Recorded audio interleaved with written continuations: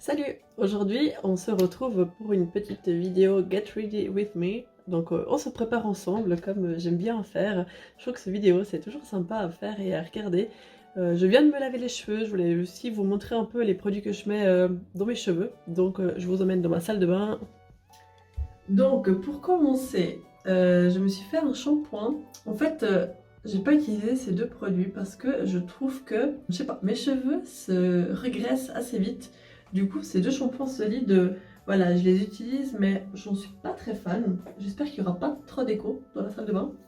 Du coup, ce que j'ai fait, c'est que j'ai utilisé le shampoing de mon copain, c'est le Head and Shoulders que vous connaissez sûrement. Ouais, du coup, j'ai utilisé celui-là. Mais avant ça, j'ai utilisé cette macération de lavande, c'est de l'huile de lavande de Bellus. C'est une marque valaisanne que je vends aussi sur mon e-shop parce que j'avais aussi le cuir chevelu qui me grattait un peu, qui était un peu comme irrité.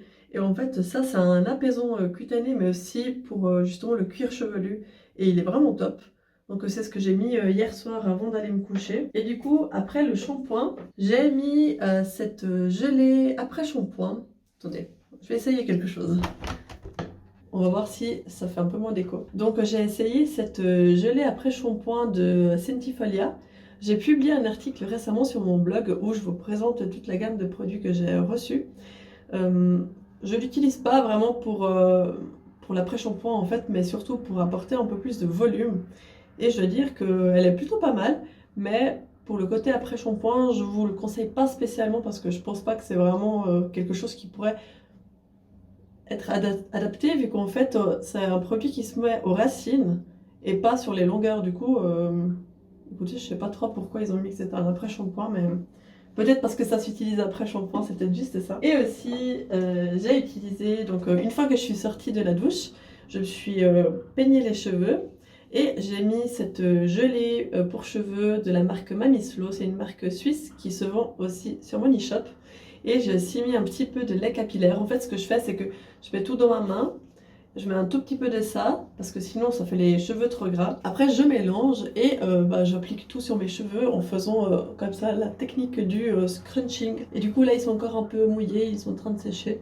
Donc voilà, c'est des produits que j'ai utilisés pour mes cheveux. Et maintenant je vais me maquiller, j'ai pas encore vraiment prévu ce que j'allais faire comme maquillage. Quelque chose de léger, on est samedi, il fait beau, je vais peut-être sortir un peu mais voilà, rien de spécial. Donc je vais faire quelque chose de léger et d'abord je vais appliquer des soins sur mon visage. Donc ce que je fais quand j'ai du temps, c'est que je applique comme un tonique. Là c'est une eau florale éclat du teint de la marque Selene Cosmetics, mais en fait c'est une marque qui a arrêté l'activité et du coup je voulais pas jeter le produit, hein, donc je finis juste d'utiliser le produit et puis après je le rachèterai pas parce que il y en a plus. Enfin je pense qu'il y en a encore, je crois qu'elle a encore quelques produits sur son site, peut-être elle fait un petit déstockage. Du coup après j'utilise le contour des yeux de chez Vénéré. C'est une marque qui était dans ma Myrtilla Box précédente je crois. C'est pour le contour des yeux, il suffit d'appliquer juste un tout petit peu. Et puis si jamais le packaging a changé, du coup sur mon site, il y a un peu plus de bleu. Et ensuite j'applique cette crème de jour naturelle que je suis en train de tester de la marque Curnat. C'est une crème qui est quand même assez nourrissante. Voilà, vous voyez c'est un peu un format un peu huileux, un peu gras. Il y a pas mal d'huile en fait. Il y a de l'huile de coco, il y a de l'huile de jojoba, l'huile de camélia, qu'est-ce qu'il y a encore? Du beurre de karité. Enfin voilà, il y a plein d'huiles, je trouve qu'elles sont bonnes. Et comme j'ai la peau assez sèche en ce moment, ça tombe bien. Et puis après ce qui me reste, je les mets sur mes mains parce que j'ai les mains tellement sèches aussi à force de me les désinfecter au travail vu que je travaille avec les enfants. Et du coup, quand on les change ou on les mouche, il faut se désinfecter les mains et du coup j'ai les mains ultra sèches. C'est une catastrophe. Et aussi comme j'ai un rhume depuis une semaine, j'ai le nez aussi assez sec. Je pense que vous voyez pas en vidéo, mais en gros je vais juste appliquer une petite pointe de ce baume miracle de la marque Les Biologiques. C'est aussi une marque suisse. Et du coup, voilà, j'en mets juste un petit peu sur le contour du nez parce que c'est tout sec. Et je pense que je vais aussi m'en mettre sur les mains parce que c'est la cata. Je sais pas si c'est une bonne idée de faire ça avant de me maquiller, mais bon. Bon, quelques minutes se sont écoulées, puis je sens encore un peu la crème sur mon visage. Mais écoutez, c'est pas trop grave. Je vais appliquer de la crème solaire de chez Patika. C'est celle pour le visage parce que je pense qu'après je vais aussi aller me balader un peu. Du coup, voilà, c'est temps. Je préfère mettre de la crème solaire même si on n'est pas en été. D'ailleurs, il faudrait en mettre toute l'année parce que je trouve que bah, ça fait du bien à la peau, ça la protège contre les rides et tout. Du coup, bah, je mets de la crème solaire. Puis, je crois que je vous avais déjà parlé de cette crème, mais en fait, au cas où vous souhaitez la tester, si jamais je pense qu'elle convient pas aux peaux pas très claires en fait, parce que peut-être, je sais pas si vous le verrez en vidéo, mais elle a un rendu légèrement blanchissant, mais quand je dis légèrement, c'est vraiment légèrement. En tout cas sur mon visage ça se voit pas trop, et du coup voilà, mais par contre sur le visage de ma sœur, par exemple, je l'avais testé sur elle, elle a le visage un peu plus foncé que le mien, bah du coup ça se voit, et je trouve pas top. Mais pour moi ça va très bien, c'est un SPF 50, et puis il s'applique facilement, ça laisse pas un rendu gras non plus, puis bah comme vous voyez, ça va, ça fait pas non plus un rendu très blanc. Et puis bah, en attendant que ça pénètre dans la peau, je vais faire mes sourcils avec la pommade à sourcils de chez Plume, que je vous présente dans quasiment chacune de mes vidéos presque. Je trouve que si on met trop de produits, en fait la crème, enfin cette pommade ne sèche pas très vite. Et du coup si on a, je sais pas, le malheur de toucher un peu les sourcils, bah ça transfère. Et du coup voilà, je vous conseille vraiment de mettre peu de produits et de bien étaler avec le petit goupillon aussi.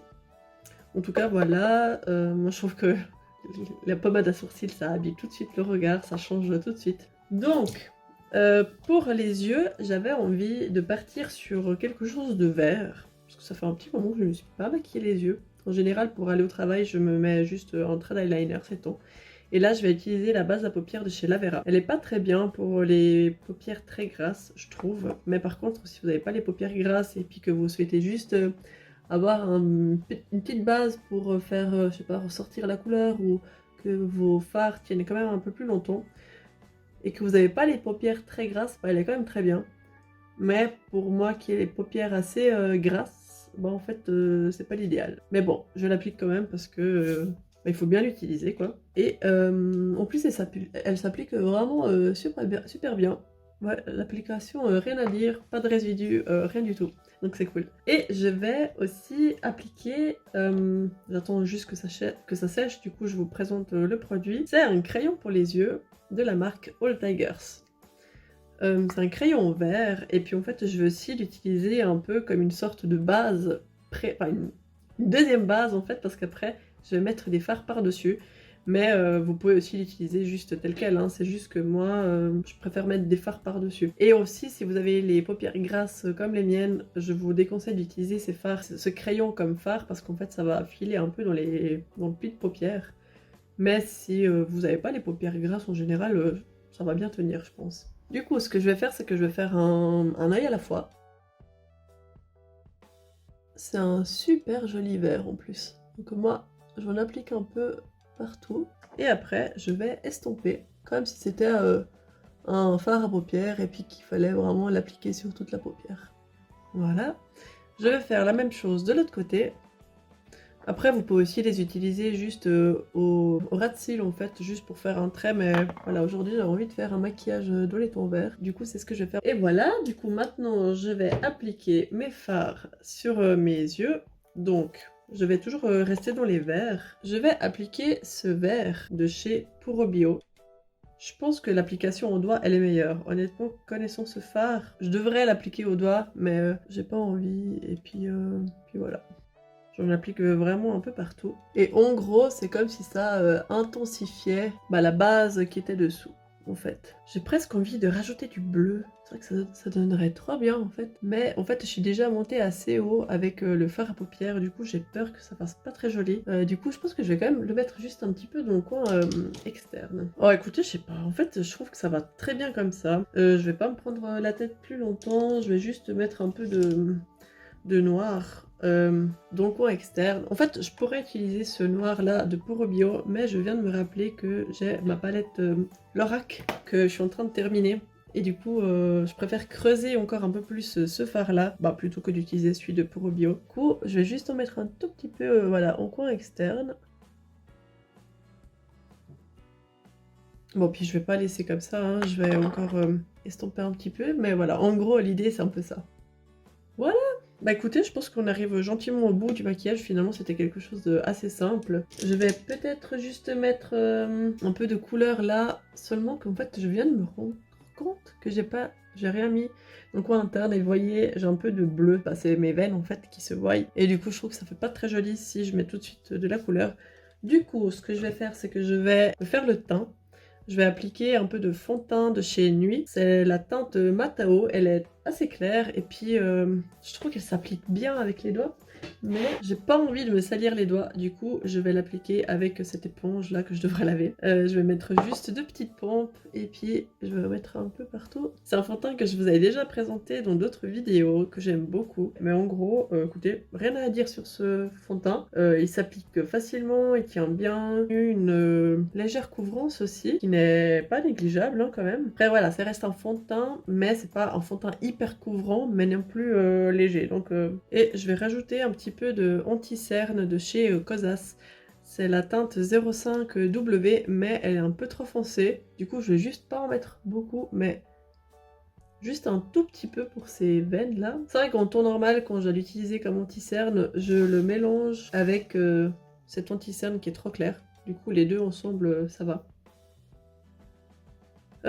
Pour fixer le tout, je vais prendre cette poudre de chez Absolution que je suis en train de tester depuis peut-être une semaine environ. C'est une poudre libre hein. Et du coup, je l'applique avec la petite houppette qui est incluse.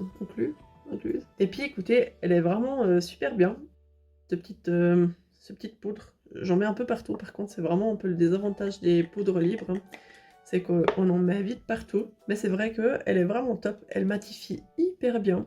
Peut-être que j'aurais dû m'approcher pour vous faire un avant-après un peu plus précis, mais vous le verrez en vidéo. Hein. Mais en tout cas, très efficace, très matifiante. Je termine un peu au pinceau. Vraiment, elle est top.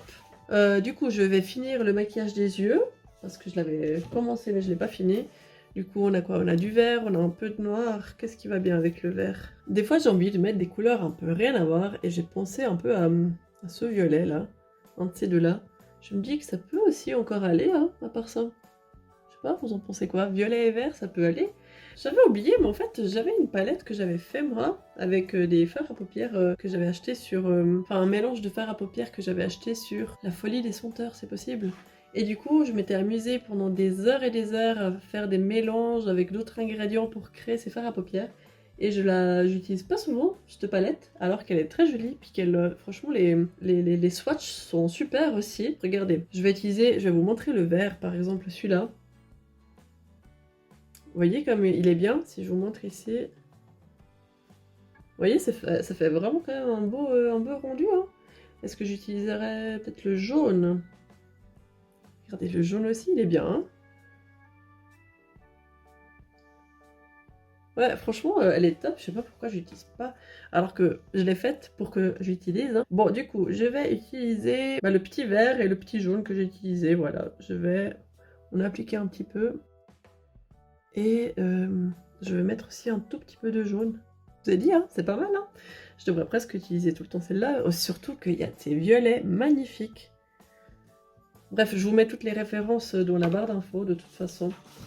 Et voilà, parce qu'elle est top et ça mérite à être encore plus connue. Bah, j'arrive à l'étape du mascara.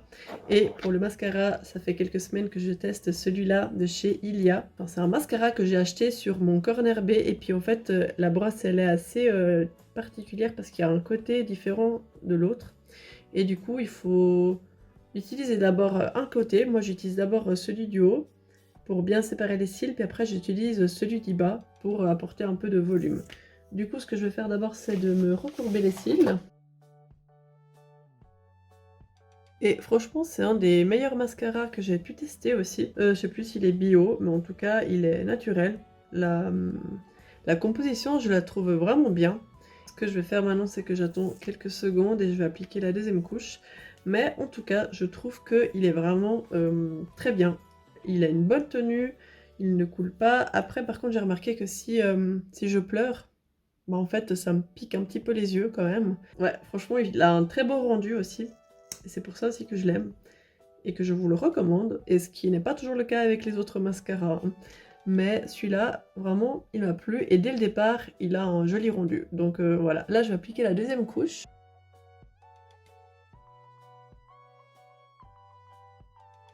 Voilà, vous voyez, c'est un très joli mascara. Bon, bah voilà, là c'est terminé. Je vais appliquer quelque chose sur les lèvres aussi, quelque chose de discret vu le maquillage coloré. Et puis j'ai pas oublié le blush. Je vais juste mettre un peu de couleur avec le blush Charming Rose de chez Lavera. Voilà, voilà. Et pour les lèvres, ah bah, je vais mettre un petit gloss aussi de chez Nuit. Ça fait un petit moment que je l'ai pas remis. C'est la teinte 6 Anna. Et en fait, comme c'est un gloss assez coloré, je vais pas en mettre beaucoup. Comme vous voyez, ça colore juste légèrement les lèvres. Je trouve que en vidéo, ça les colore même un peu plus qu'en vrai. En vrai, c'est très discret en fait.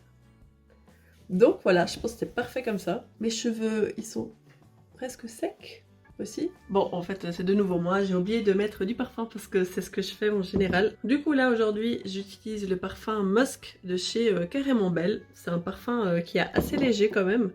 Il n'a pas une super bonne tenue. Cette senteur en tout cas, je trouve que les autres senteurs ça tient un peu mieux parce que j'avais pu tester d'autres senteurs aussi et ça tenait mieux, mais du coup aujourd'hui j'avais juste envie de quelque chose assez discret et voilà, je vais l'utiliser. Du coup pour le coup je vais l'utiliser un peu plus parce que comme ça tient moins, bah j'en mets un peu plus. Du coup, bah n'hésitez pas si vous avez des questions sur les produits. Merci beaucoup d'avoir regardé la vidéo. N'hésitez pas à vous abonner et à liker cette vidéo. Et puis, on se retrouve dans 2 samedis pour une nouvelle vidéo. Salut!